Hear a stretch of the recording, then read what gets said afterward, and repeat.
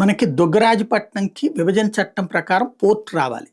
అయితే దాంట్లో కాంగ్రెస్ వాళ్ళు అప్పుడు రాసింది ఏంటంటే ఫీజిబిలిటీ అన్నారు. ఆ ఫీజిబిలిటీకి కేంద్రం తరపున అప్పట్లో మోడీ సర్కార్ వచ్చాక ఒక టీముని పంపించారు, నిపుణుల కమిటీ.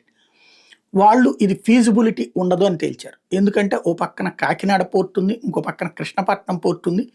ఈ ప్రాంతంతో పోల్చుకుంటే అక్కడ ఉత్పత్తులు అక్కడి నుంచి అక్కడికి వెళ్ళిపోతాయి, ఇక్కడి నుంచి ఎక్స్పోర్ట్ చేయడానికి ఏముండదు, కాబట్టి ఫీజిబిలిటీ ఉండదని తేల్చారు. అదే విషయాన్ని అప్పుడు రాష్ట్ర ప్రభుత్వానికి చెప్తే వేరే చోట ఎక్కడన్నా రామాయపట్నమా లేకపోతే ఇంకోటి అది కూడా కేంద్రం ఇస్తానంది. ఇప్పుడు దాంట్లో భాగంగానే రామాయపట్నం ఒక పక్కన నడుస్తుంది. అయితే దుగ్గరాజపట్నంకి ఒక ఆశ చూపించి కోల్పోయారన్నటువంటి ఫీలింగ్ ఉంది కాబట్టి దాన్ని సెట్ చేసే ప్రయత్నంలో భాగంగా ఇప్పుడు షిప్ బ్రేకింగ్ యూనిట్ అట కేంద్రానికి నివేదిక పంపించిందంట రాష్ట్ర ప్రభుత్వం. విశాఖపట్నం మేజర్ పోర్టుతో పాటు Gangavaram, Krishnapatnam, Kakinada deep water, Kakinada anchorage, రవ్వ పోర్టులో కార్యకలాపాలు జరుగుతున్నాయి.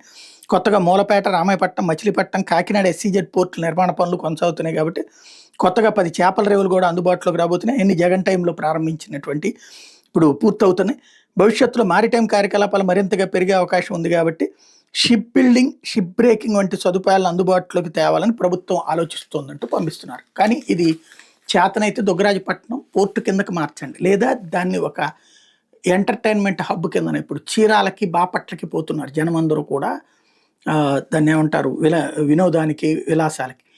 అక్కడ అట్లాగే ఈ పోర్టును కూడా ఏదన్నా ఇదే ఈ ప్రాంతాన్ని, బీచ్ని అట్లాగే డెవలప్ చేస్తే బాగుంటుంది. కానీ ఇది మాత్రం చాలా ప్రమాదకరం. ఏదైతే షిప్ బ్రేకింగ్ యూనిట్ అంటే ఏం లేదు, ప్రపంచ దేశాలు, యూరప్ దేశాలు వాళ్ళ షిప్స్ ఏవైతే ఎక్స్పైర్ అయిపోతాయో, టర్మ్ అయిపోతాయో వాటిని బ్రేక్ చెయ్యరు వాళ్ళ దేశాల్లో. ఎందుకు అంటే అంతర్జాతీయ లెక్కల ప్రకారం సముద్ర జలాల్లో షిప్ బ్రేకింగ్ అంటే విపరీతమైన కాలుష్యం ఉంటుంది. దాంట్లో ఉండే కెమికల్స్ కావచ్చు, చెత్త కావచ్చు, ఇదంతా ఆ ప్రాంతంలో చేపలన్నీ చచ్చిపోతాయి.